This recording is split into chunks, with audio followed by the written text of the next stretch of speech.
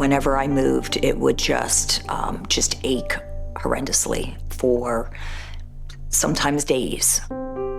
My name is Cheryl. I had spinal surgery about a year ago at Robert Wood Johnson University Hospital, Hamilton. The pain progressively got worse. I couldn't even go to the gym anymore, and I spent most of my time on a sofa, and that's when I realized I wasn't living a quality life. She came in with a classic presentation of back pain shooting down her legs.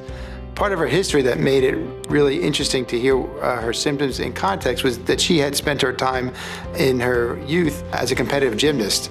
And we do know as spine surgeons that there are certain pathologies and things that can develop, particularly in gymnasts, that can lead to back pain and leg pain. Initially, he looked at my x-rays. He gave me an idea of what he saw, but he wanted to confirm it with an MRI. The x-rays showed the bony defect, but that's only part of the story. After you see the bony defect and you see the alignment issue, now you want to take a look at the nerves. You can't see nerves on a plain x-ray, so we went to the MRI next. And the MRI scan not only showed the defect in bone, but actually showed how the nerve was getting compressed. He took the time to explain everything to me to make me feel comfortable. He made sure that we didn't rush into it and that we had exhausted all avenues. And he and I made the decision together to move forward. Stage 1 of our surgery was going to go through her belly. And the reason we went through her belly is to accomplish getting the most stable column of support.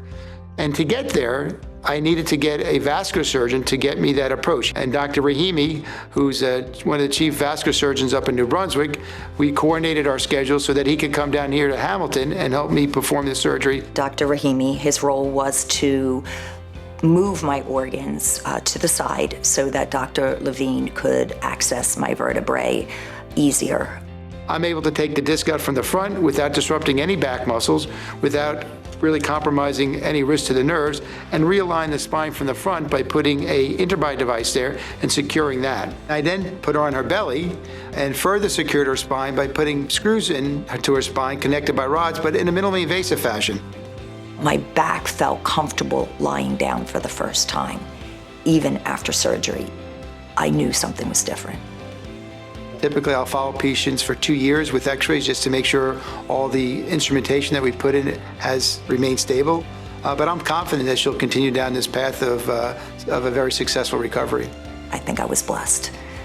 Between having a good doctor and having good genetics, I was able to return to work very quickly. I recall 2 weeks post-operatively, she came into my office with a big smile on her face, walking as though nothing had happened. And I got to tell you, that's the biggest gratification a surgeon can get. And I did send a note to Dr. Rahimi letting him know that we did a good thing here.